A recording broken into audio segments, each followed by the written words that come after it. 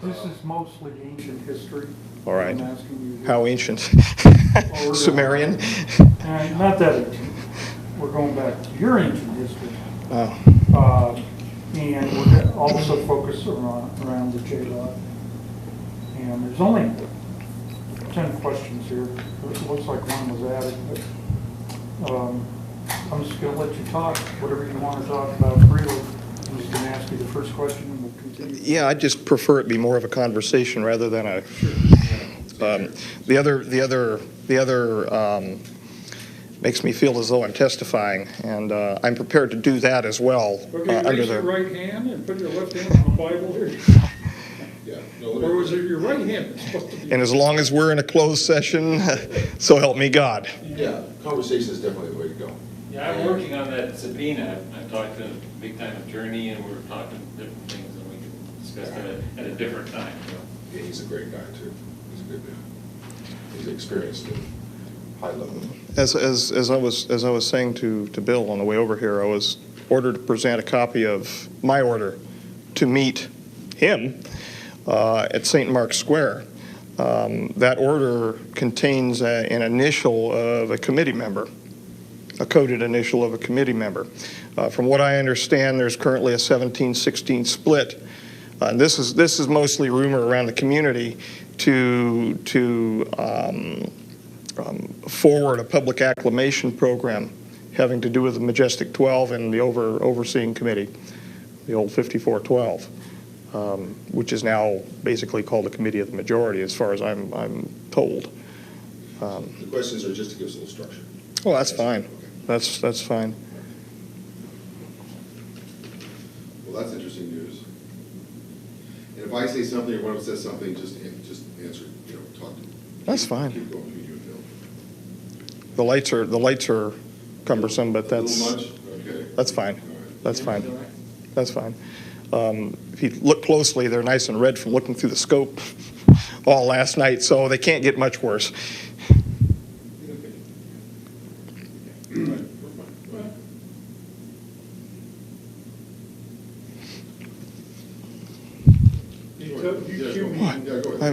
Oh, okay. Okay, the first question, Dan, they want to know is, where did you work in the mid-90s, and how did you come to be employed there? Well, several locations in the mid-90s. I had some cover positions here in Las Vegas, which made me look like a good old-fashioned Joe. In fact, I had some police experience at the late 80s. You're probably centering your question around the work for the government. In 1986, I was approached while working as an undergraduate student in Dr. Bert Bell Barbero's office in his parasitology laboratory, to be exact. I was looking through a scope at the time. Three gentlemen walked into the laboratory, closed the door behind them. There was 2 uniforms and a suit that were present. Both of the uniforms I would make as most probably being United States Navy. My memory of that one event's kind of hazy after seeing all of the suits and uniforms and whatnot.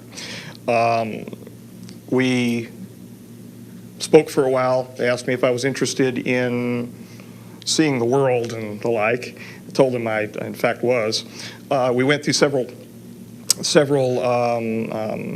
interview processes, not unlike this, and reviewed my background. I went through several background investigations. Finally, starting up 90-91 time frame, I was cleared for working past groom to the Papoose Mountain facility, that place that doesn't exist, about 90 miles north of here, the nowhere place. That's how I came to work there. My original assignment was at the Groom Lake facility to review histopathology slides. And I went through nearly a year's testing and then was basically let loose for a year, and I heard no contact from them. After that, I was brought back in and shown some higher grade slides of unknown origin. Following that, I was introduced into a working group and subsequently brought into the Papoose facility, the Site 4 facility. We worked for well over a year on slides of unknown origin. After I took a minimum leadership position under several of the other biologists who are already present, most of which are now deceased. You know the names of those individuals. I was then introduced into the level 4-5 facility, and the 4-5 coded for 9. You're again aware. We covered this in ancient history. And so what we did is introduce the new members, myself amongst them, into the clean sphere area, and we were eventually shown the subject for which we were examining the slides. The slides were unusual in that they were in pressurized cells, and they were reviewed by us on a conveyor with a completely automatic microscope. We weren't touching anything. We'd give verbal commands. At the second instance, we were finally allowed to have a VRML-like keyboard for examining the slides, and I digressed, but then working with the J-Rod itself in the ambassadorial suite or the clean sphere suite. Now, was this under this Project Aquarius? Yes, yes. Initially, I was assigned as a working member of Project Aquarius. Then finally, I was made an assistant working group leader. And then mysteriously, after one meeting with the J-Rod, I was asked to take the working group leader position. I didn't find out why I was asked to take the working group leader position until, well, within this last year.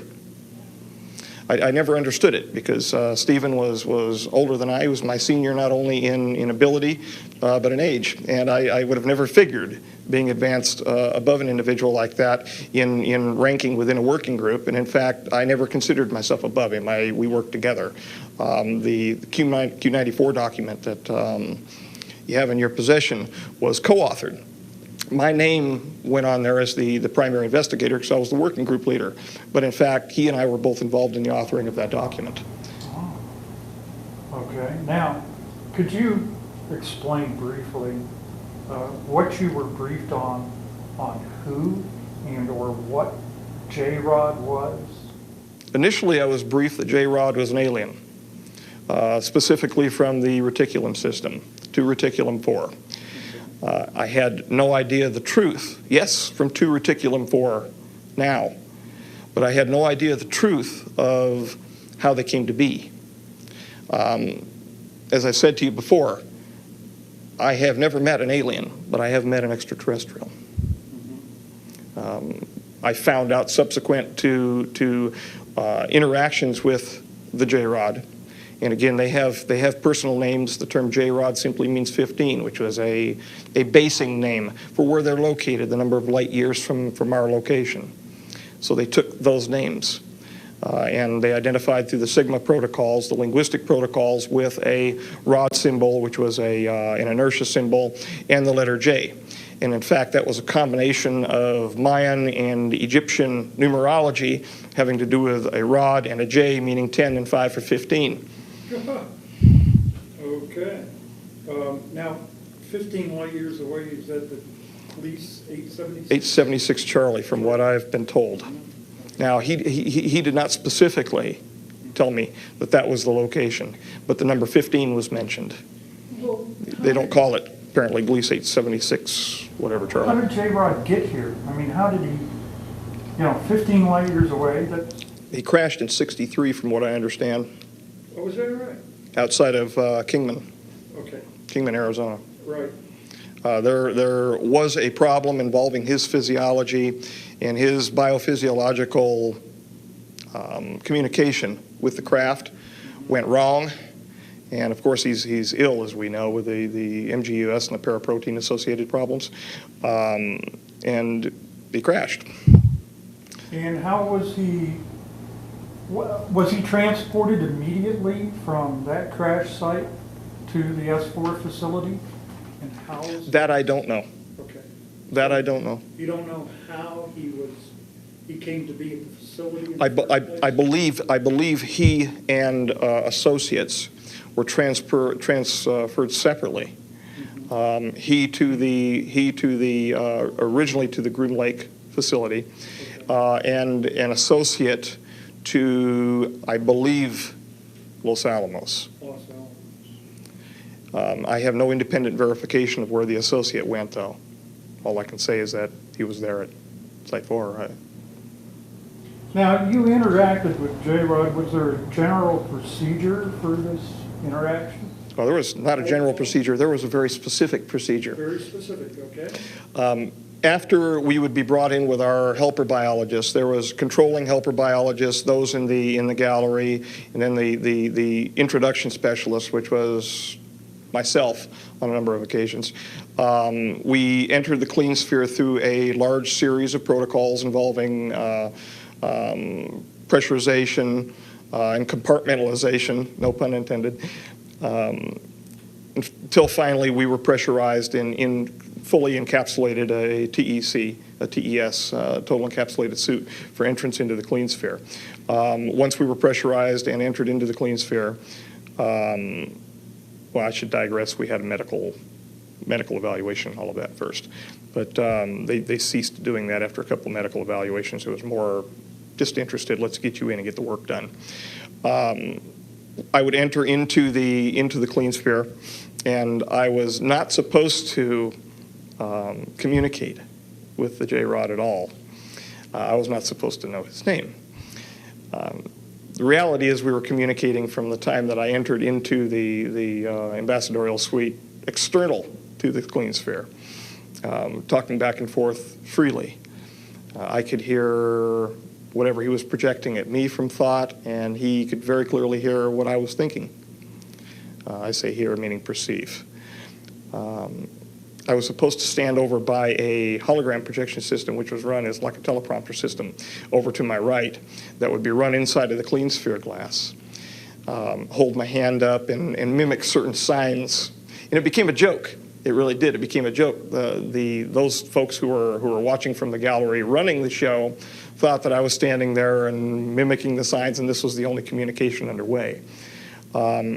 They perceived on the day that the approach, the close approach that he made, the grabbing incident that he did with me, they perceived that there was a communication that occurred.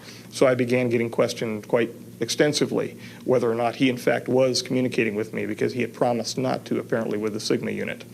I alluded to the fact that there was conversation underway, but I didn't talk about what it was until, of course, I was caught in my research protocol forwarding ideas that were somewhat different than what they expected, where they expected my private research was going to go, and this is much later. And at that time, the deal was brokered to find out about the doctrine for the convergent timeline paradox. I told them a little bit about what he showed me, a little bit, and they told me a little bit about the DCTP.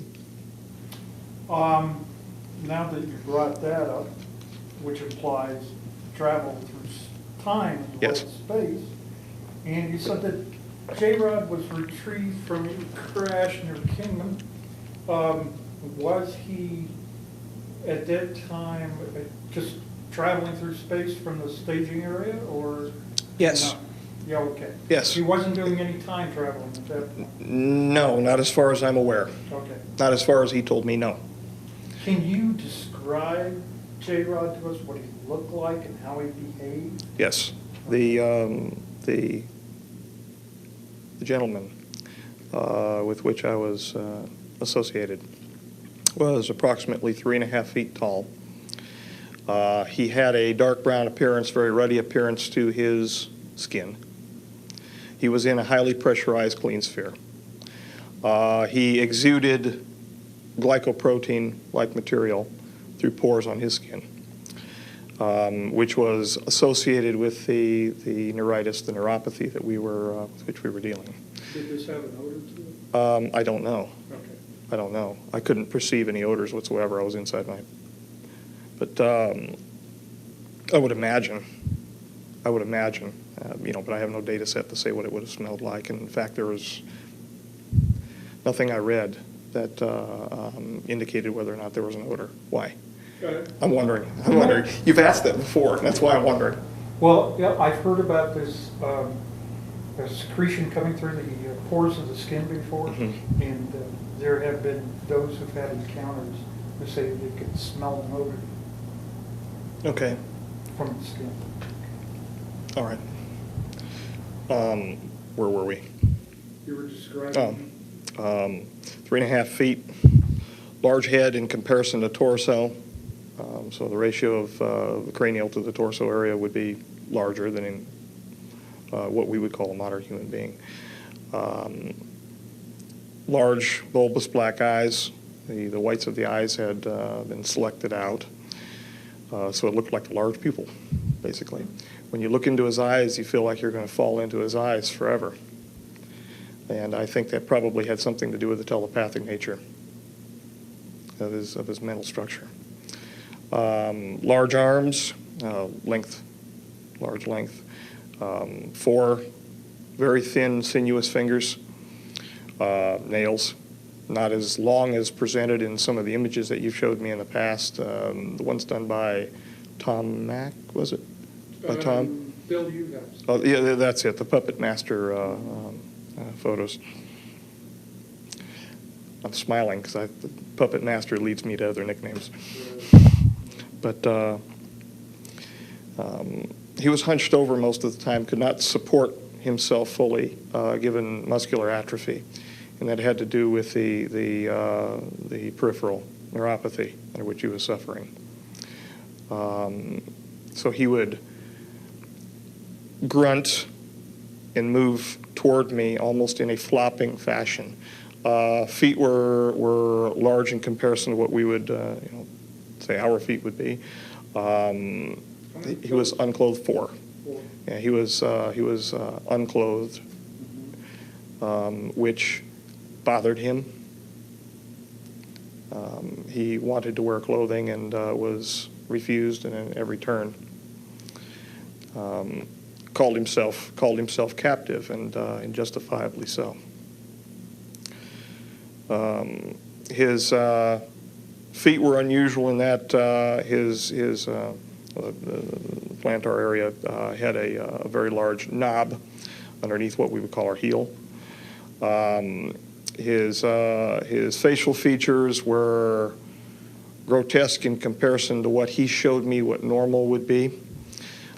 He was Normal of his type. yes, yes. He was bilaterally symmetrical to the extent that the disease process was not changing his facial figures, his features. Nose was recessed, not a nose like we have, but basically two opercula, 2 orifices.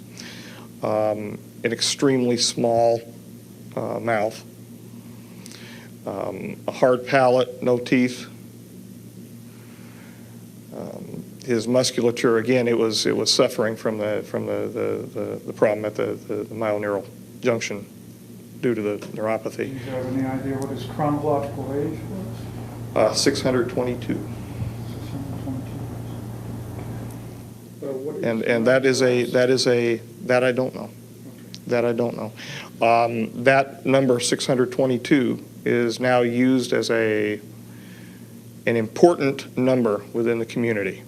A reference, a request from 622 or a report from 622 could be from anybody. So it's used, and in fact the SRB report that I have with me today, the supplemental report for 0302 that I have, probably is labeled from reviewer 622. I haven't, again, it's going to be a cold reading when we look at it, but it's probably from 622. They excrete in a manner that we would excrete. Their external genitalia are different than ours. The females have somewhat like vulva, but they have a clasper situation. The male has a male clasper, the female claspers. And if it looks like a disc with rectangular solids that are rotated into position for clasping at the inguinal region. They do have internal fertilization. Now, this was something you read because you didn't see a female, did you? No, this is something he showed me of his wife. Oh, internally. Yes. And how was that image presented to you? Did it appear? I was inside the image.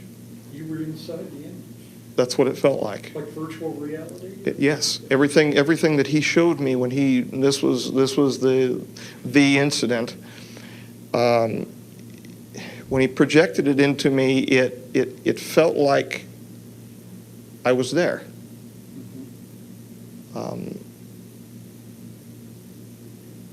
My sensations were heightened. Quite extraordinary. Was there a background perceived? Was she in a domicile of some sort?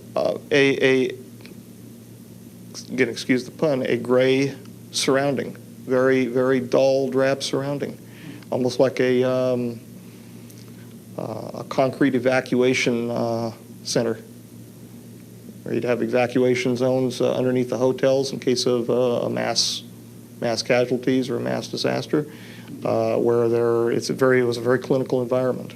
Huh. So, were you impressed that he was kind of depressed about his situation? He was extremely depressed. If we were to term him human, I'm not a psychologist, but I think he would be termed as clinically depressed. Okay. He wept, but he didn't weep outside. He wept when he was with me. Well, could you estimate what his level of intellect was? Smarter than me.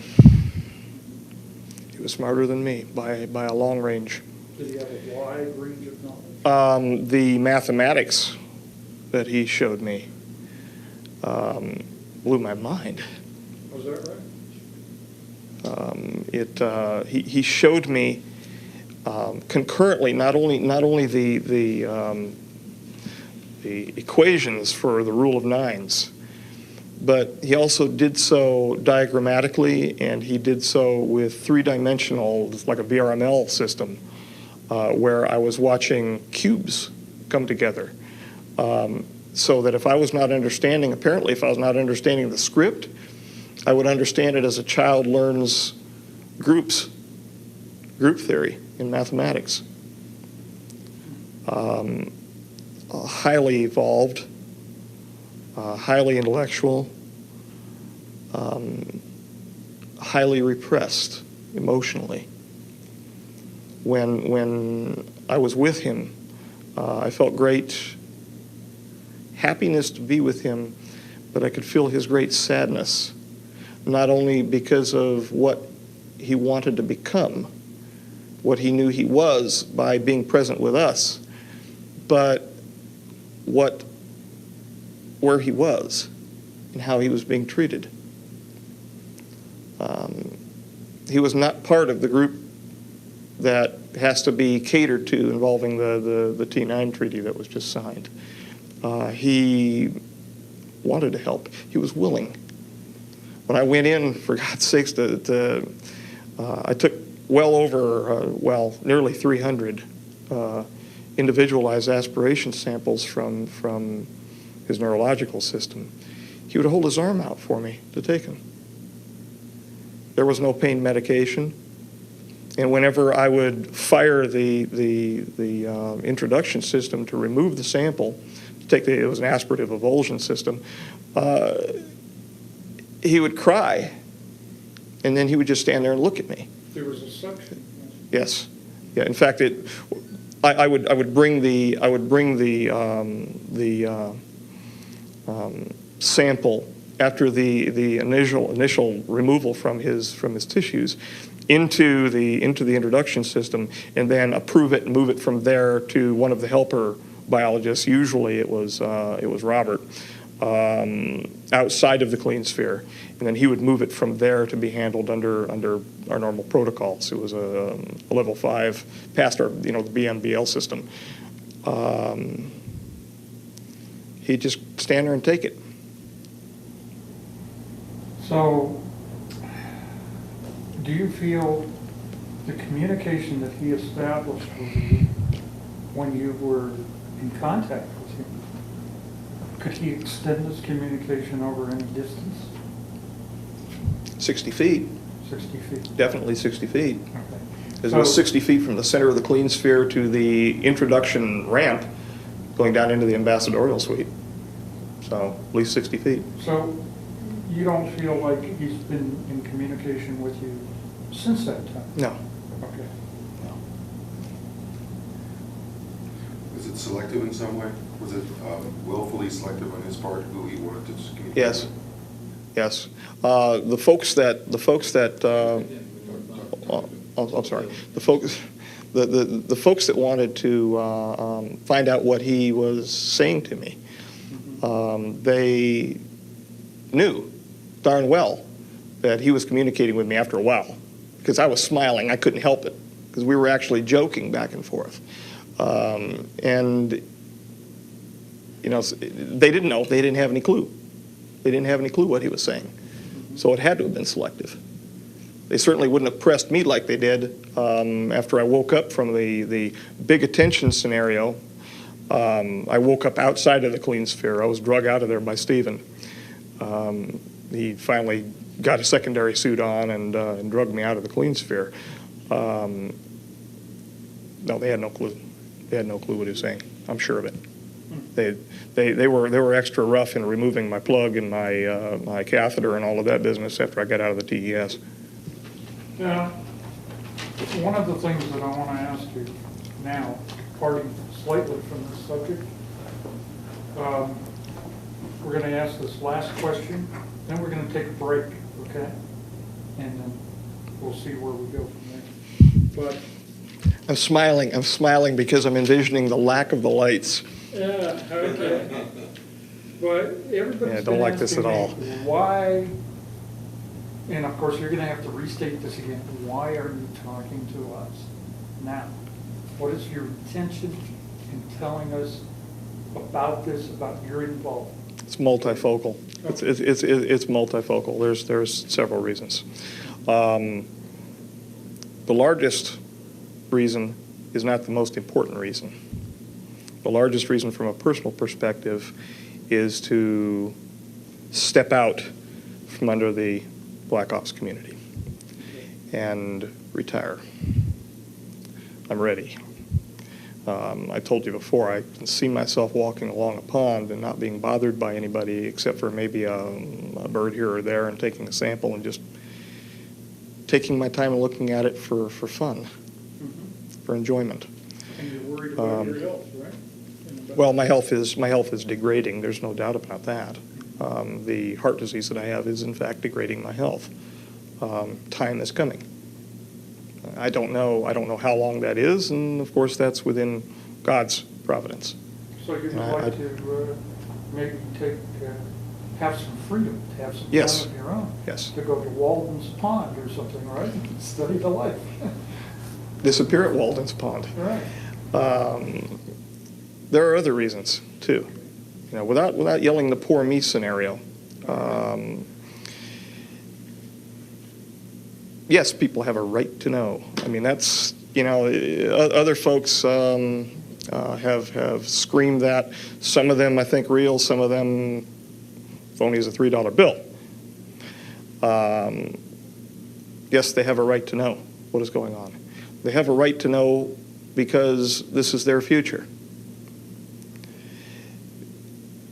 Or maybe not. And it depends upon our wisdom or lack thereof. This gets me thinking. The one thing that we've heard from the Brookings Institution study, the famous clamp study, was this would cause a great social upheaval.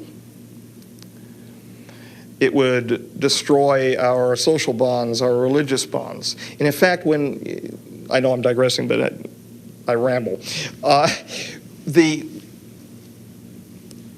Every time an individual is approached with the issue of, would this destroy your faith? I have heard, it's my experience only, I'm sure there are going to be varied opinions, no, it would strengthen it. it'd strengthen it. From a certain perspective, yes. From another perspective, no. The Brookings Institution was correct on a certain level. Suspend disbelief for a moment and walk with the idea that this is real. That the ruins that are present on the moon and on Mars, the ancient temples, were in fact, and are in fact, the gifts of our own progeny. Can you imagine what is going to happen when those temples, which were prayed to as the gods, are found out to be nothing more than the creations of men? That the men themselves were those who were being worshipped? Will fall headlong into the pool of Narcissus.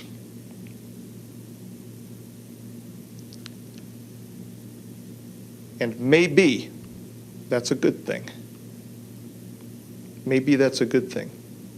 Maybe we'll find truth, love, God, in something other than buildings and stones and marble. Maybe we'll find out who he really is. Or she, it, or just us. Do you want to take a break? Please. Take 5 minutes, yeah, take 5 minutes and talk about what we just talked about. Yeah.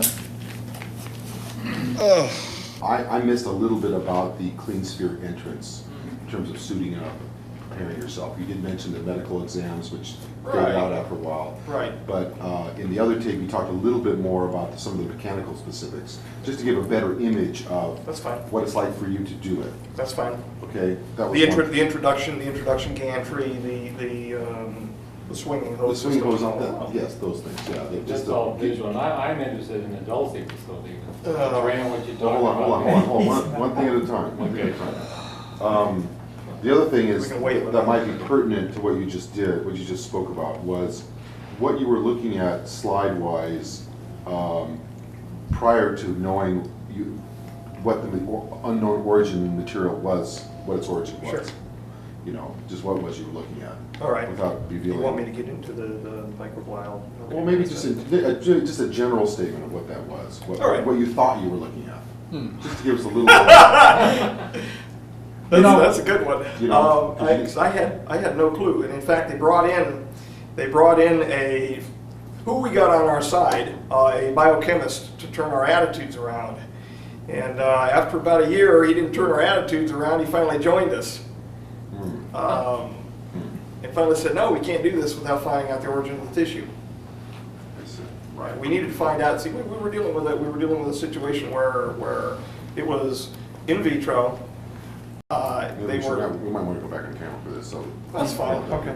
And the other thing that I think you made a very good statement about why you're doing this. I wonder if there's anything else we can do for you, anything else you can say that is of value to you that we can record for you, as far as what you hope to, how you hope to get out, what it is about. I mean, you said it's your health and a number of other things. I'm just wanted to put it to you that if there's anything else that comes to mind that you'd like to add in that regard, in terms of what it is you're trying to accomplish. Because I would like to tell our elected government what we're doing. Maybe you should say that. You know, I mean, under the appropriate circumstances, because there are military applications that need to be handled in a very careful manner. For example. For example. I understand. All right. Those issues we're going to be extremely careful about here today, because they should be taken with great care. Of course, our objective, which including the military applications for Lotus. I know that we're somewhat constrained for time today. Well, how much longer do we have? It's only 16:37. How much time do we have? We've got time. Okay. I have to be back at 1900. 1900, 7 o'clock. 7 o'clock. Okay. Okay, we have plenty of time. All right. Fine. Okay. Good. We're not in All a right. rush. Well, what I wanted to do was the only other thing I'd say was we're trying to focus on, and it's been great so far, it's been very focused, it's very, very central to the J-Rod interaction. We felt that was the best way to introduce you to our next stage. Right. Now, we can talk about anything we want, we got plenty of tape, as long as you can stand the lights. You know, beyond the three things I just mentioned, anything you might want to bring up. Do you think So that in thing is order. real? Do you think that thing is real? What's that? That piece of paper you showed me, the letters. I don't know. See, we spoke about another individual who has a heart condition. I figured that it was a need to know. It was a need to know basis above that. I didn't figure that there was direct. See, and the rumors coming at me about the potential for public acclamation, that would be for him, those initials to take back as the hero in this situation, because he loves playing the hero. And you show me a piece of paper that says ordered to remain. Ostensibly, that's what it meant. Ordered to remain in the capacity, which means that there is a greater loop. I've had the chance to speak with the individual one time, and he was funnier than hell. He really was. I heard that there was a transcript involving that got out. In fact, I was shown one time. The first meeting, the one where I bolted, the one where you scared the hell out of me, not as much as you did today, but in a little more relaxed circumstance. I infer their use, and I've seen this elsewhere, of the word bird refers to EVE. Mm-hmm. I infer the use of the word clock refers to timeline paradox. Mm-hmm. I would buy that. Before we, let's talk a little bit about the things we just discussed. What was it that you thought you were looking at when you were looking at these slides of material of unknown origin? Well, prior to meeting J-Rod. we were looking at extremely minute microglial cells. We knew that they were eukaryotic. However, they were unusual in the sense that their cytoplasm and their internal organization, the organelle structures were fused, such as dictyosomes to mitochondria, things like that. And we had no idea what we were looking at. The original contention made by the individuals next to me was that we were looking at some type of biological warfare material, an intermediate, and they had more experience. They have more experience than me involving such matters. So, and being that I was new, I was letting them take the lead. That's great. Now, let's talk a little bit. The second one was, tell us a little bit more in detail about the physical aspects of preparing for an entry into the atmosphere. Fine. Well, we would undergo a medical examination, at least during the early time frame of the introductions, the 92 time frame, 91 to 92, when we were doing introductions. We had regular systematic medicals by a physician. Following that, we would be suited, well, we would be catheterized, plugged, and suited. Communication apparatus was placed on our heads. We had a cooling system set up. It was, for all intents and purposes, it was a spacesuit. It was a total encapsulated suit, something like what you would find in a NASA facility. Not so much something that you would see, well, for instance, at USAMRIID or CDC, that type of level 4 suit. It was more of a regular space-type suit with joints. We were suited up, we were pressurized, and then walked with our cooling system and our hosing down a ramp into the ambassadorial suite. Following that, we were led up a gantry-way, which had been moved into position by the clean sphere, which had been previously rotated up through an iris through the floor. He was held actually below the ambassadorial suite level, and that was raised up as needed. What they did with him down there, he didn't say, and they didn't tell me. It was not a need-to-know issue. Apparently, they dealt with the cleaning of the sphere and all of that down there. The regular housed animal maintenance, as they treated him. We would be led up the gantry-way. The hoses would be hooked into an interior system inside the doorway, which was exterior to the clean sphere. And it was called the exterior system, in fact. But then we would be led in, the door would be closed, and we would be pressurized inside of the gantry-way. Following that, there was a drum system that was set up. Once there was an equal pressurization between the gantry-way and the clean sphere, we would then be told to proceed forward. I would raise a hand in acknowledgement. We were not supposed to talk at the time at all because nothing verbal around the specimen, around the J-rod. Why, I was never told, but we were not supposed to talk around the J-rod.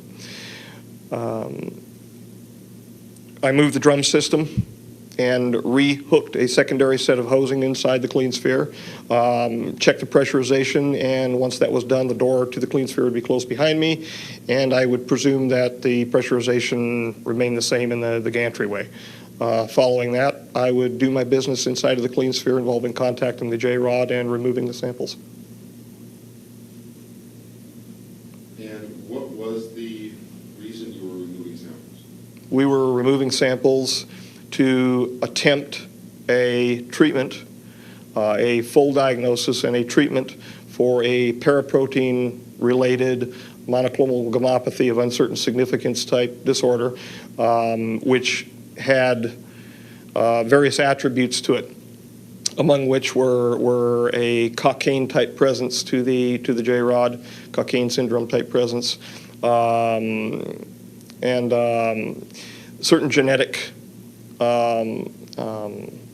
issues involving chromosome 5 and 17, which led us to Charcot-Marie tooth disorder, and their glycoprotein, their antifreeze glycoprotein problems. They were essentially they were losing heat because of the problems at their axillemal ridges.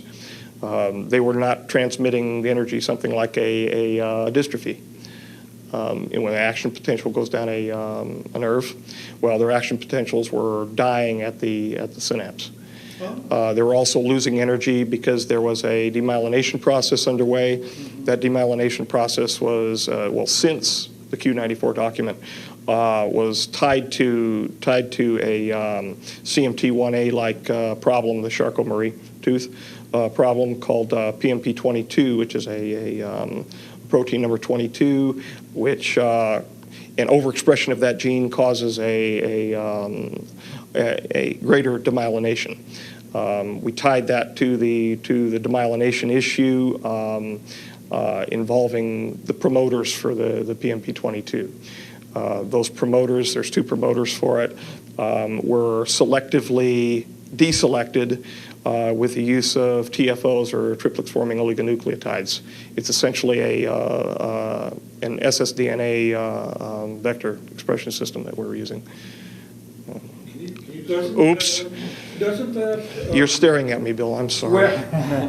Bill, one thing. When you're speaking, when you don't sort of make any noises, just nod. That's good. When I'm not. Sometimes we're going, ooh, ah-ee. That's Okay. just keep used to nodding.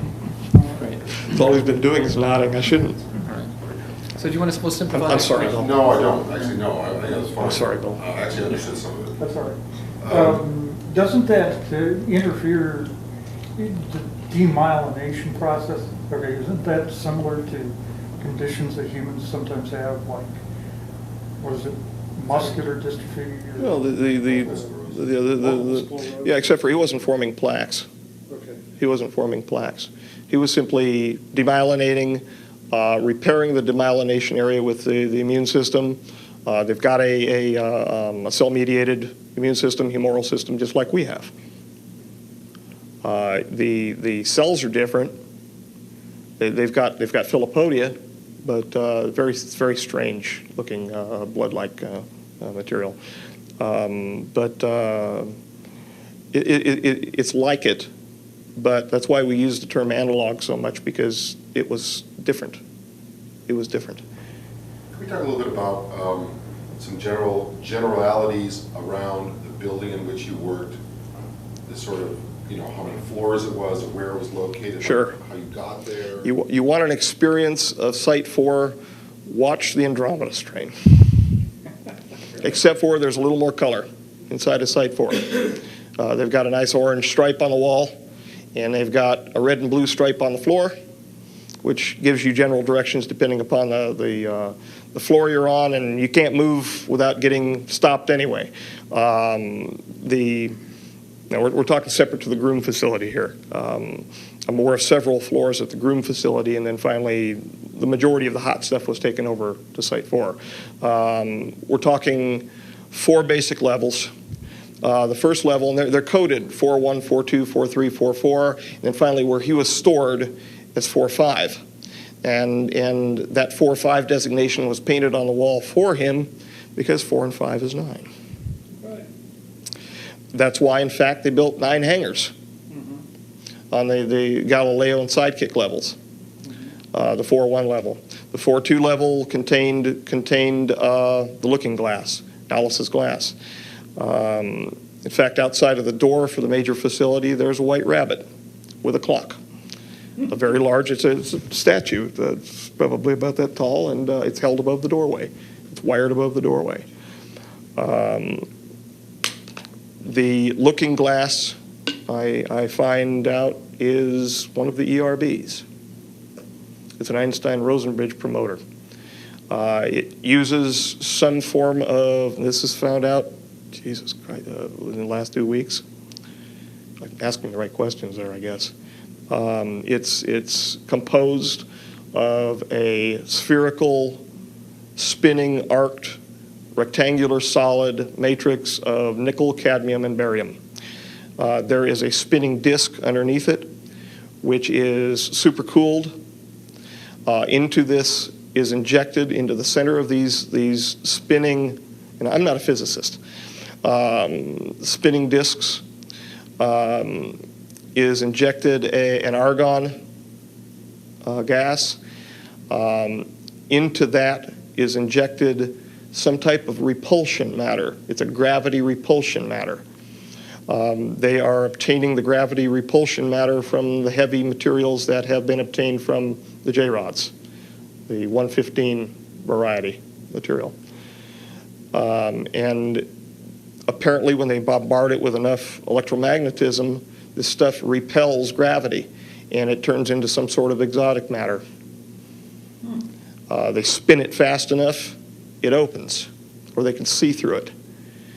And that is, from what I understand, the great prize in what's going on in the world right now, are those devices. Why do you think the British are running around Iraq right now looking for the climatological records that are just happen to be disappeared out of the Baghdad Museum with the rest of the cylinder seals? And you're going to see some cylinder seals today too when I show you some report. So Dan, does that mean when they're engaging this device in Project Looking Glass? Yes. Is this something that they use only for the transmission of information, or can they transport a material object through time? You know the answer to that. At least you've probably heard some rumor. There have been mistakes. There were mistakes. Animals were attempted to transport from one location to another, the production of 2 of the devices, and they put them in resonance or something like that. I'm not a physicist. I don't know. But I was, in fact, present during a human attempt. The human did not survive. The human was not put in there under duress of any sort. It was a volunteer situation. and the human did not survive. The human did not move. The human stayed where the human was put. But the human changed, and I don't want to talk about it anymore. This is an attempt at time travel? It was an attempt at well, in essence, yes. It was a linear. It was a attempt to transport an individual over linear distance, which I understand is the same thing as time travel. If we're talking purely from the Einstein, Translating time, space. distance is time. Like a transporter? Yeah. From what I understand, they've only used it for information purposes.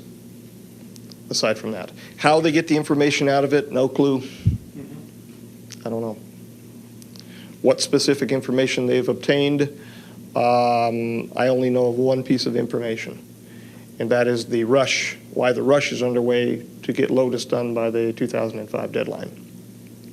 That in fact this group of J-Rods that are not complying with the wishes of the committee and the wishes of the rest of the J-Rods and the associated brothers, to put a clamp on them so that they stop their influence within the political structures of our government, including the financial structures. That it is, in fact, their slowing down of the progress to stopping getting these, picking up these little gates that were put together, that would be our downfall in 2012. Okay. Do you want to say anything further about the Stargates? Or their use in 2012? Well, Before we go, Bill?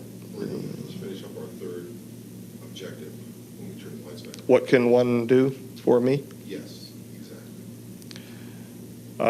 I would be very happy and very relieved to feel as though I was responding to the elected government of the United States of America with what talents God's given me. I'm responsible to the people of the United States of America.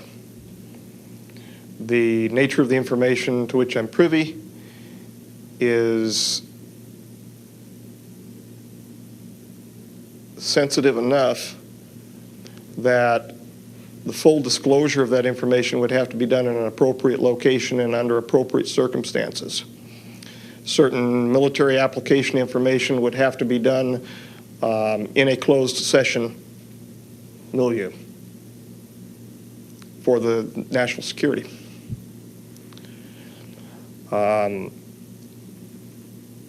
As I said to you at the Luxor, the Congress knows it's not in control. They know that this is a train, a wild train out of control. And they want that control back. They're not stupid. They know that there are things that are going on down the hall from them that they can't fathom. They deserve to have that back in their hands because that's what they were elected to do. And if we care at all about what's left of our Constitution, they deserve to have that in their hands. Aren't we the masters of our destiny in our country? Aren't we supposed to be? Yes, sir. Supposed to be. Okay, yeah, let's break for a minute. And, you have a question, more questions, Jordan? I want you to do it. Yeah, okay. Go ahead. Do you want a break or do you want How you doing? It's cool, it's cool. Good. So go ahead. Good. This is more to do with I hate these lights, but I'm fine. Just a little bit longer. Want something new? I expect, no, that's fine. I expected the largest light I would have would be a CRT.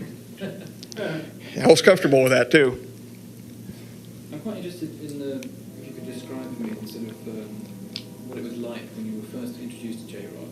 When you actually sort of walked in, presumably that he was in the clean sphere and you were kind of taken into that part of the facility. What was your reaction when you first saw him? I thought it was an insect. Sorry. That's fine.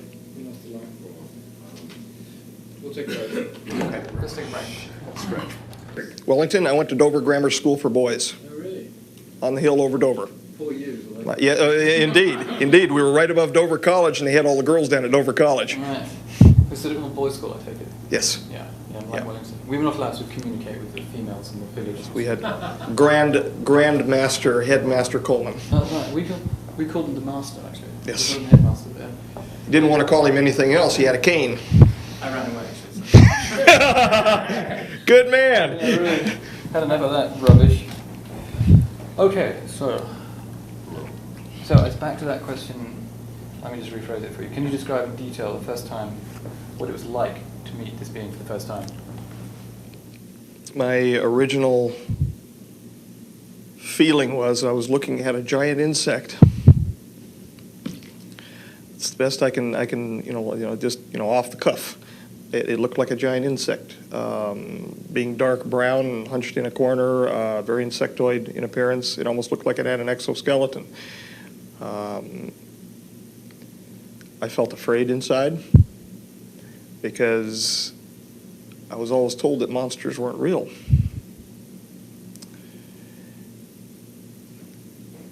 And now I find out they are, but they live in the heart of men.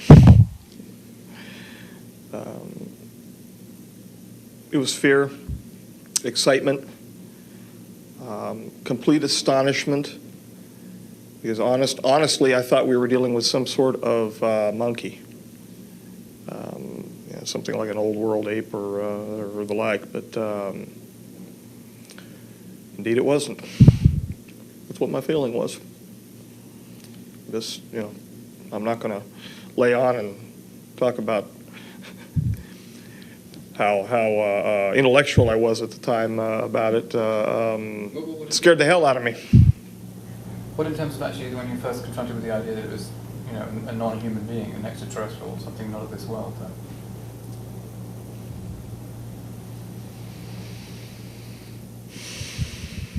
I'm trying to remember what I was feeling when I was looking at the briefing books. Because even when we were first introduced to the J-Rod, they were him-hawing around as to its origin, his origin.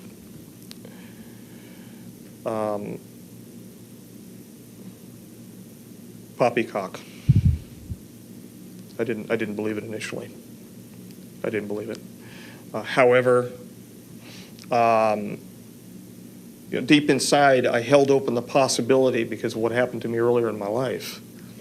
I held open the possibility that such things could be true.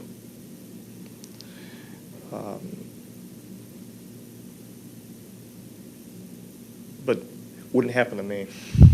Put it to you that way. It's that old, can't happen to you feeling. So to me, it was poppycock. It was rubbish. Until I found out otherwise. Before going on to the next question, can you talk a little bit about the briefing books? That series? Sure. They were called King Tuts, and they were basically King. They were all labeled with K's. The ones that I was allowed, they were blue binders. They were all labeled with K's. They had DTIC on the front of them, and I still don't know what DTIC. This is 1987. End of 87, and I still don't know what the letters mean. I haven't done independent searches on the net, or I would be. So if you can tell me, what does DTIC mean? Hey, it's a shot for me to find. You don't know either. They had a white DTIC printed on the front of them. They were marked with several sections, including physiology, general biology, social structure, political structure of the J-Rods, their origins, potential implications for interactions with humankind, cross-contamination issues. They were full of as much information that I could take in during the times that they were allowing me to read them. But I still don't know what that damn DIT or DTIC means. Yeah, they were called King Tuts. They were update books. The one person. This is another reason why I didn't figure that, how Stephen how I could be promoted to a working group leader above Stephen. Of course, I found out and I told you why. Right. At the time, because he kept the updates. He made sure that all of the King Tuts were updated. He did the briefing films that are still resident at Site 4, or at least the last visit. So, you know, the man of that importance, I couldn't figure out why. But again, that's moot. Yeah. I mean, what was actually in these briefing documents? I mean, can you explain a little bit of the detail? Sure.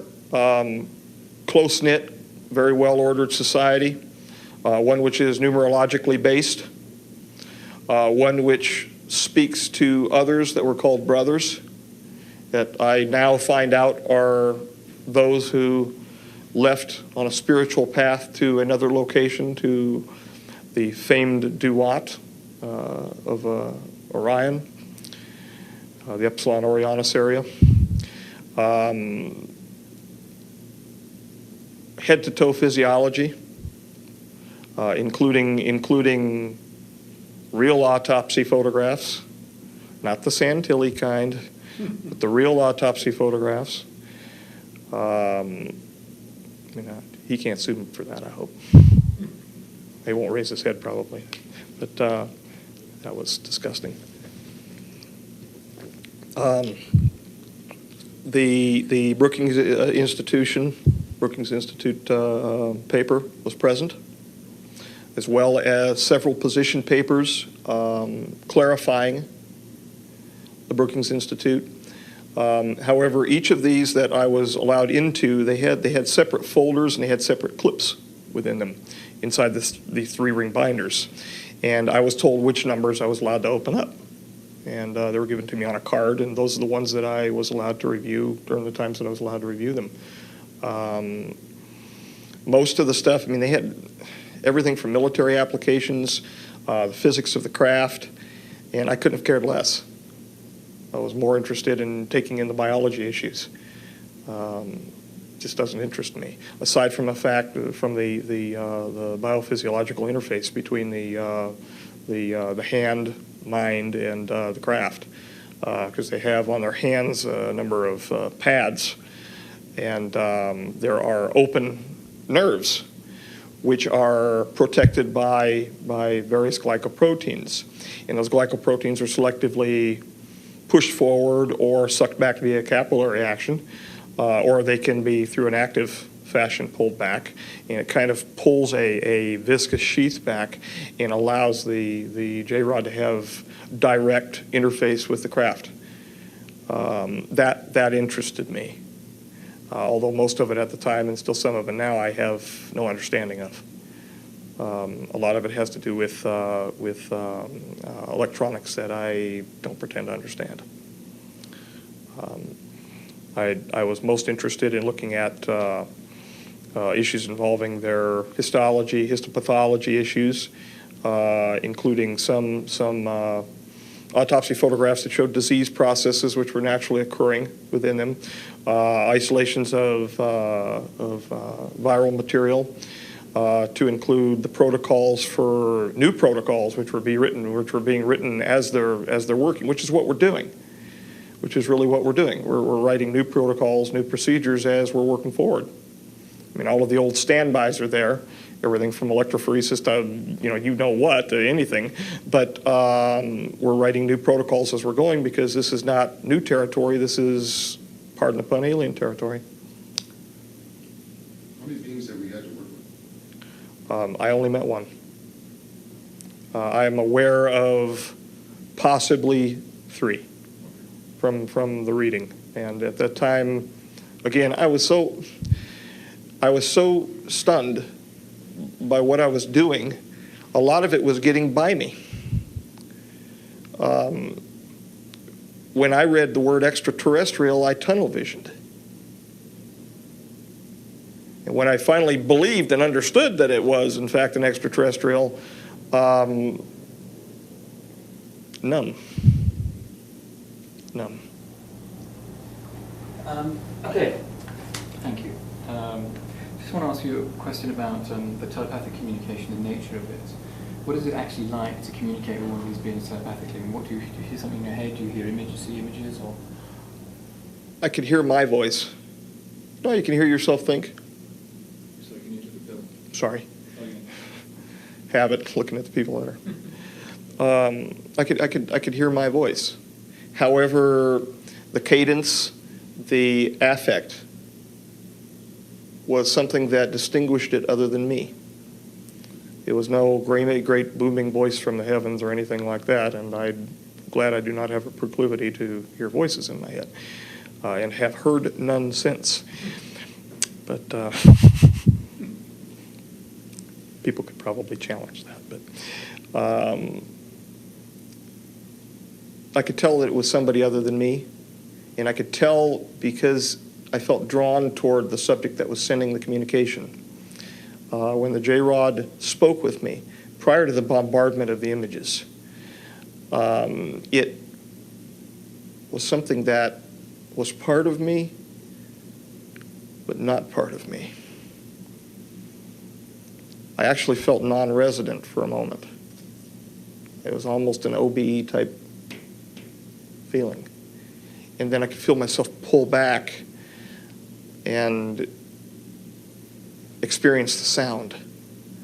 It was physical. It was more real than touching an object. And that's the only real time that I felt anything, more physical than physical. Is there a sort of conveyance of emotion during these communications? 100% emotion. If he was upset, I could feel his pain. It got to the point where, as I was doing the needle introductions, I could feel what he was feeling.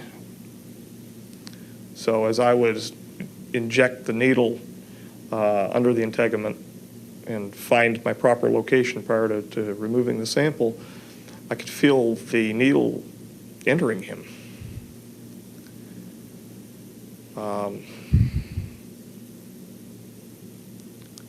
So I could feel his feelings.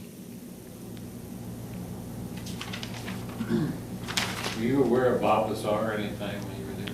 Being about it?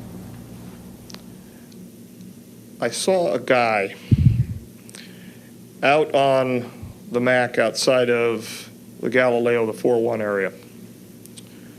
He was barefoot. And he was just staring off in the distance. This is as we were coming in on the helo. And they keep you within a very confined walking area. This is before they started taking the buses. We were choppered in. When I saw him subsequent to that, when he did the famous nap videos, could have been. It could have been. And this was early on. This was. I can't prove it. Okay, and I could not positively identify that being Bob. I am aware of his name being mentioned up there, and it was associated with the term bottle washer, which means an engineer, but not a working group leader or anything of the kind. They would have said a DIR or a for director or a geek. I was called a geek, but his name was mentioned. I heard the name Lazar. I didn't hear Bob. I heard Lazar, and it was not Laser. It was definitely Lazar that I heard. But I never had interaction with him or, in fact, anyone else from Galileo, Sidekick, or Avionics. How successful were you in assisting this being medically? Temporary assistance, temporary relief of pain, temporary meaning weeks, temporary adjustment of muscle tone, and then flat out nothing. He got worse. the exacerbation, it got out of control again on him. Since then, there have been, and I'm not certain if he's resident there or not now, there has been a progress, we'll just say progress, involving what I was yammering on earlier about the Charcot-Marie tooth disease, the CMT1A. Their DNA is triplex. And it's not triplex in the way that you would think of a number 3 helix wrapping around the major groove between the 1 and 2 Watson Cricks, the duplex DNA. Their DNA is triplex to the extent that there are what we nicknamed hangers. They look like they're rosettes. The DNAs look like rosettes. They're triplex and then they're braided. It's a supercoiled DNA situation. And we had difficulty even doing anything, let alone anything like a single step markers or anything like that. We had difficulty even sequencing the DNA. Our long interspersed elements are genes which have been shut off, that when combined with the appropriate Hoogsteen base pair milieu, produce a different being, what we were before they made a mistake, a grave mistake. That leads us to our next question, doesn't it? Where they're from and... Well, we're going to do the treaty. They're from here. The treaty thing, Oh, Yeah, you mentioned this exchange. There was an exchange going. there's been exchanges going on since 19, well, they spoke with us in 41. What's the nature of this exchange? They wish to find a resolution to the broken resonance between they and the other half of they, the so-called Orions and the Reticulans. They also wish to, for fear of extinction, have a relief of the paraprotein-related problem. And speaking about that just for a moment, we found out that some of the disease process under which they're fighting is a PNA. It's a peptide nucleic acid. I don't know if you're, well, a protein-associated background nucleic acid. And that protein-associated background is a prion, which goes to one of the things that they wanted me to do at Sweetness. Very dangerous, very dangerous. But the exchange process is to solve the problem to prevent what went wrong in 2012. And the rogue, if you will, group of the J-Rods are not cooperating with that. But a deal has been brokered for the T9 treaty to be held in abeyance until 2005. When that treaty is upped in 2005, once they receive what they've asked for, and they should be receiving a little more, and I've already mentioned some of that material that they're not aware of yet, the PNA material and some of the things that we can do with the oligonucleotides to possibly help facilitate their problems. But once that's upped, they are supposed to come under the auspices of the general agreement between the Committee of the Majority and their respective societies. If so, nothing will get turned on aside from what nature and God is providing us in 2012, and we won't separate. However, they will remain as they are, their future selves as well. They will remain as they are, and we will remain as we are. We can't go back. That's just something that's impossible as far as what they can tell, meaning what the looking glass people and the people that are overseeing the star issue, Starflower and the ERBs and all of that, the Einstein-Rosen bridges. Can you explain what the fuck you're talking about? Somewhat. I kind of get it because I've been watching the case and stuff, but it's so compacted. What you just said is so compacted in your own. I'm sorry. That's okay. No, I'm just saying, let's stretch it out a little bit. We might want to begin by being specific. It sounded like you were talking more about what they were going to get in this exchange, and we're kind of curious as to what are we going to get in this exchange? Well, we're going to get not wiped out.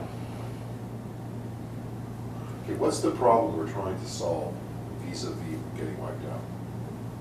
The biggest problem is to make sure that I'm supposed to look at you. Sorry. The biggest problem is to make sure that there are no human-created ERB Stargates? machines. Machines? Yeah, I mean, that sounds science fiction-ish, I know. okay, and you know, it's hokey sounding, okay? To make sure that there are none of them in existence which can automatically turn on when the next age begins on December 21st, 2012. We are apparently going to cross over the plane of the galaxy, which there is a dense network of wormholes. There is supposed to be some sort of enlightenment, whether or not that's the Christ event, or whether that's a burp on a Sunday morning. I don't know what that's going to be. I'm not enough of a scholar in that area to figure that out, to know. I do know that failure would result in too much energy being directed at our planet from our star. And hence my interest in looking at the pretty pictures above the sun, the corona of the sun. It's the pace at which these unusual forms are being produced is increasing. Are we entering an area as we approach this equatorial plane of the galaxy? Okay. Are we entering an area where there is a greater concentration of dust that can So I've heard. surround the sun? So I've heard. Okay. I have been reading about this, and this is similar to a situation that happens with a classification of star called T-Tauri stars, where there's a lot of dust gathered around, and what happens is that the star, the sun in this particular case, increases its radiation in the infrared and the hard X-ray areas, and there's greater solar flare activity. And in the past, evidently, if we're to believe the mythologies, there was conflagration on our planet. So would we be in danger of a heat and conflagration? That would make sense, and that sets well with what I heard, yes. Okay. That Then is what we're in danger of, that, as well as a large electromagnetic burst from the sun, which will upset our electromagnetic, our poles. All right. Now, what they're calling ERBs, okay, now called wormholes. We'll talk about the wormholes. You're talking about two different, we're talking about natural, there's a number of natural occurring wormholes. There are a number of nodes on the planet, from what I'm understanding, that naturally are sensitive electromagnetically. I don't know. Okay, they're naturally sensitive to the space through which we pass. Okay. These nodes activate spontaneously when we pass through them, or can be struck with electromagnetism and be temporarily opened. And what happens if we use a machine to open an artificial wormhole? Well, it's Is- two is different this- things. okay. One, they're trying to put, well, they have been putting, in fact, Saddam did put two of them together in Iraq, which conformed to the ancient cylinder seals, which are now missing from the library or the museum in Baghdad. Obviously, somebody looted them. But they went to Tinian Island, by the way. Thought you know. That's where they went first. After that, I've got no clue. But they were looted by the best. Put it to you this way.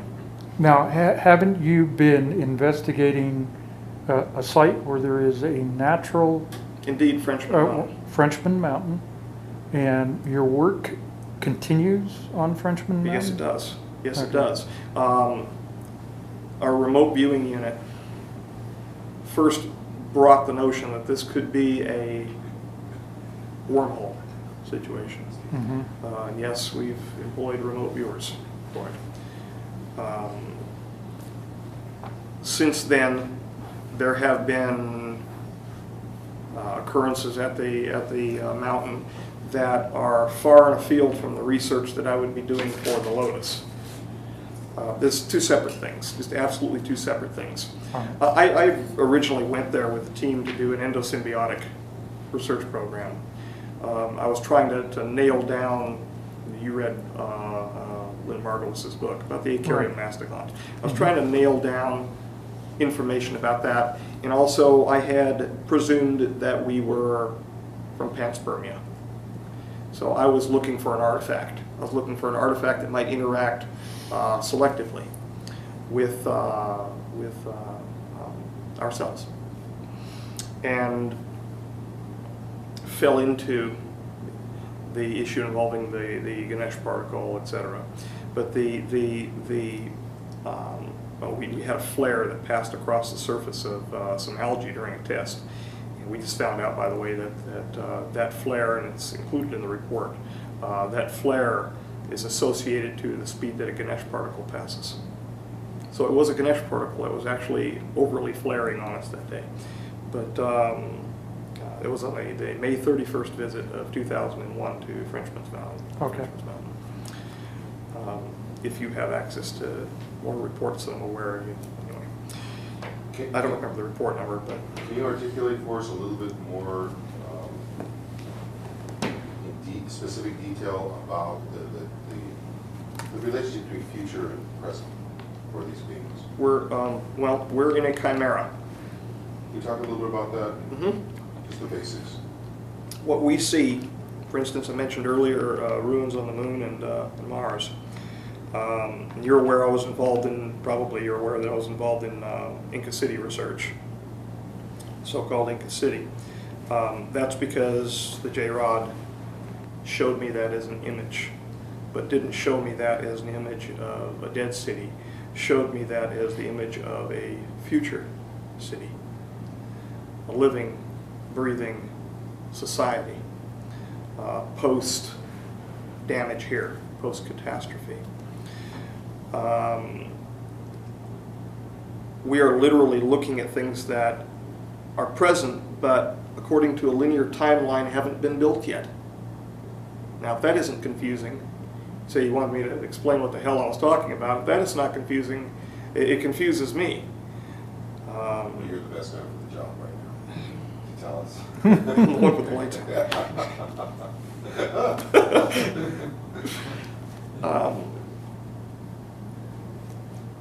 According to the doctrine of the convergent timeline paradox, the J-rods, to solve their paraprotein problem, used these ERBs to go back in time. And some of them were worshipped. They were treated as gods, and temples were built for them, and et cetera, et cetera. The so-called Nubis Ra, that sort of business. Again, I'm not gonna, this is getting science fiction-y because it sounds like poppycock. But this is what I got in exchange for the information that he gave me, so what the hell. Literally, there are two or more concurrent timelines that we're living in. Two separate existences. And what that means exactly, that's what I read. What that means exactly, I'm not sure. I'm intellectually limited in that area. I didn't, well, I got a B in philosophy, but I'm intellectually limited in that area. And I don't want to present something that I don't know is fact either. That would be not right. But to solve their problem, they messed around with us even earlier than earlier when they had been treated as gods. They went back, treated as gods, went back before. In other words, they could apparently select the timeline. How they do that, again, no clue. They manipulated our original DNA and removed a single strand from us. This made us able to mate with another experiment which was underway at the time called Neanderthalensis. And yes, I know there is no genetic evidence concerning the mating between the Neanderthals and the other brand, if you will, of our kind. That's because all of the genes have been turned off. Any of the unusual mating sequences aside from retroviruses that tagged along were turned off as part of our long intermittent sequences. They're part of the great repeats. And in fact, the Neanderthals, take a look at the number of long interspersing elements that they have in their genome, and that will bear out what I'm saying. I think there's a new article in the new scientific special edition, Scientific American, by a woman anthropologist who says her research shows that Homo sapiens did mate with Homo neanderthalis at some time. Okay. So, I mean, whatever research she wrote about seems to bear out what you're saying. Well, it has been believed that the crossbreeding mismatched our chemical and our structural architecture neurophysiologically, and that was one of the primary promoters for the problem that the J-rods now suffer. That it Yes. But I had my security present in case right. it wasn't. We're kind of wrapping up, and we're kind of in the middle of trying to have the opportunity, it's a good opportunity to talk about this time. And you were talking about going two different points of going back in the past, one and then one earlier. And what we haven't gotten to yet, though, is sort of a general description of what we're talking about here, in more in general terms. What the doctrine is. Right. This is ostensibly for the public. It's the paradox of killing your grandfather. It's the paradox of killing your grandfather. If you kill your grandfather, do you cease to exist? Michio Kaku, from what I can glean from his work, would say no. Would say no. It would cause two separate universes, two separate time streams. But in accordance with the doctrine that I read, his theory doesn't take into account that those two time streams could occur simultaneously. That the reality could be mixed, which is why there are so many confusing data sets involving everything from fossil finds to strata. Why there are so many conundrums involving the speed of planetary formation.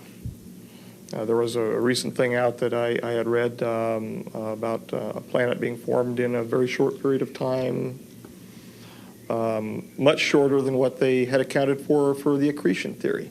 And the way that it came through to me was it was a Keystone DCTP flyer, because I'm in on some of the loop, no pun intended, that these things are happening simultaneously. That a planet can form at one rate and the reality can mix such that we can perceive it having formed at a separate rate. And go back and look at it another time and have another perception because the realities are actually mixed. And they're also now saying that the Earth appears to be older than they thought it was. Mm-hmm. And its age, I have no clue. One would have to ask the Almighty. So you could look at something, are you saying that you could look at something one day and measure it, and look at it the next day, and the measurements can be different because a different timeline is then come into play? Yeah. And biologists, chemists, well, natural philosophers call that error.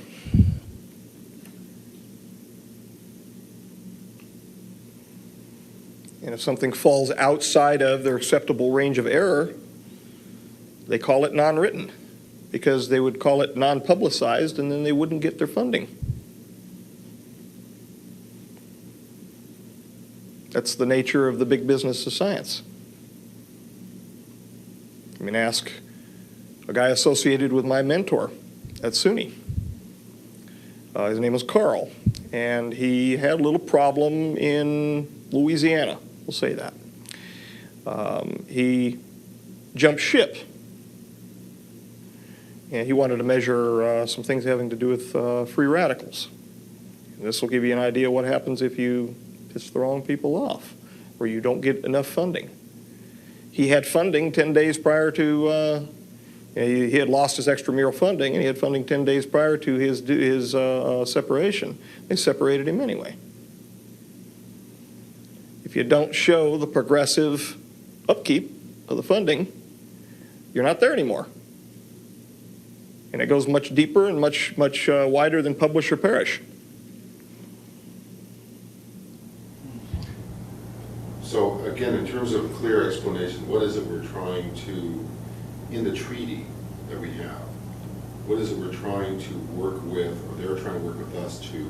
100% cooperation, 100% cooperation in getting rid of the ERBs in exchange for 100% cooperation to solve their physical problem and to attempt their rejoining. And that's a big word, big pool at the end that I just said right there. Where that will go, I'm not sure. However, the project under which I'm working right now may help some. May help some. It's a electrophysiological resonance which is present around, in, and through our DNA, which it is believed by some of the more esoteric people to come via the supernal triad, the divine Sephira, the tree of life, which holds us together as intellectual and emotional beings. It is that dualism that keeps us in sync with the universe.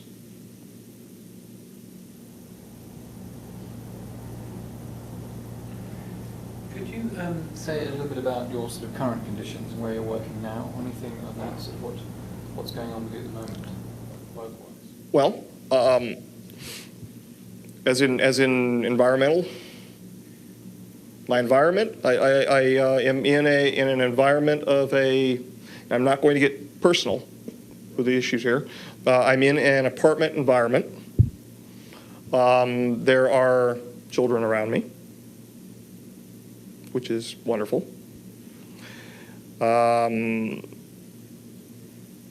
I direct the project from that location.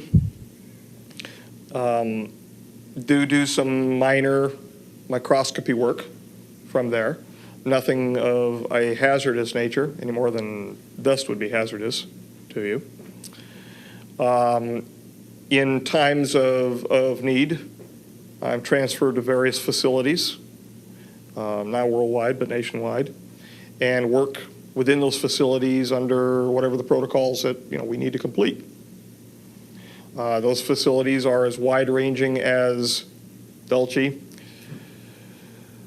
the Shady Rest, Site 4, the Groom Lake facility, Brookhaven, the Los Alamos area, the T5 section proper, and recently in this little event in Alamo Canyon. So I had to show, as well as give testimony, I had to show some evidence when I was there to a mirror. They were sitting on the other side of the mirror, so I hear. As God is my witness, there maybe wasn't anybody on the other side of that damn mirror. But they told me they were. Demonstrate results. Demonstrate data, yes. Show data sets relative, Project Lotus, and the 3 portions of it which are simultaneously underway. So you've been involved in this exclusively for 20 years, 15 years? Since '86. Well, I played with local jobs around town. Right. You had an environmental company, right? Kane Environmental or something? Yeah, that's when I was carrying the name Crane. But you're pretty much exclusively engaged in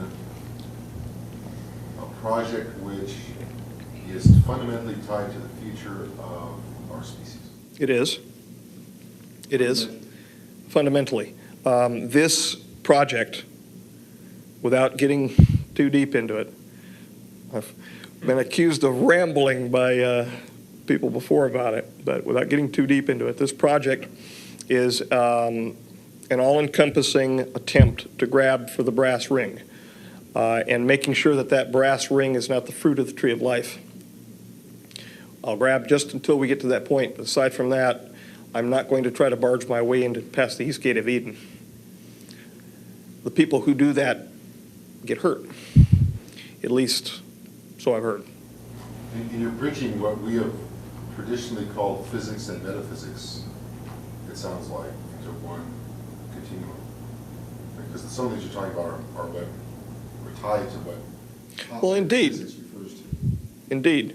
And not even just pop metaphysics, but the ancient esoteric sciences.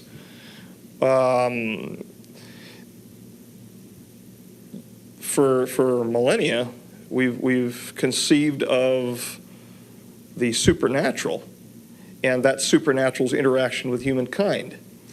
What we are seeing in this project is that it's not so much supernatural, it's natural, and it's been there with us all along, and we just haven't taken the time to look. In fact, our procedures have been mutually exclusive. Laboratory procedures have been mutually exclusive to find what we found. They would destroy or mask over the process that we're now beholding. These particles have the ability, in essence, to bend light. And in the report, you'll see a series of images that show clearly where the particle is changing into the shape of a yeast cell, Saccharomyces cerevisiae. It's masking. Closer it gets to it, the more it masks. So if it passes by it, it looks like it. And then when it gets within close proximity, the wolf in sheep's clothing steps out and it does its business. Meanwhile, the average investigator, biological investigator, has ceased looking because the protocol has moved on. He or she has scanned a slide and has seen 2 eukaryotic cells and has moved on. One last question for you, then I'll be real wrap. Gives you time to relax and get back. That means the lights go off. Tell me, the lights off. Tell me exactly in your own mind how you want to get out. How do you want to see it go down? Tell Bill. How do you want to see it go down? First of all, that's a deep question because I don't know where this is, how this arrangement was made today. Neither do I. So getting out is a loaded term right now. I don't know where it's going to go. But what I do foresee is if that same elected government is interested in the information, I do see myself providing that to my elected government as I've been sworn to do so. Now, whether or not I'm prevented from doing so, we'll find out. Again, we all have to go sometime. But I see that as the logical step, because once the information is presented to the elected government, and once I am no longer officially held, and it's not just the information involving the Lotus, there are military applications associated with it as well, biological applications. Once that information is no longer a constraining factor, freedom. Whether or not I'm yelling it on the chopping block, I don't know. But freedom nonetheless. Do you know who specifically you think you should be talking to? No. No. I would think that, oh God, I wouldn't know which Senate or congressional committee would need to bring me under their authority. I don't know which one. There's got to be one with the right name on it. And once that's done, under the appropriate circumstances, I will tell them everything that I know. So help me God. Maybe we can help you find out who that is. That's right.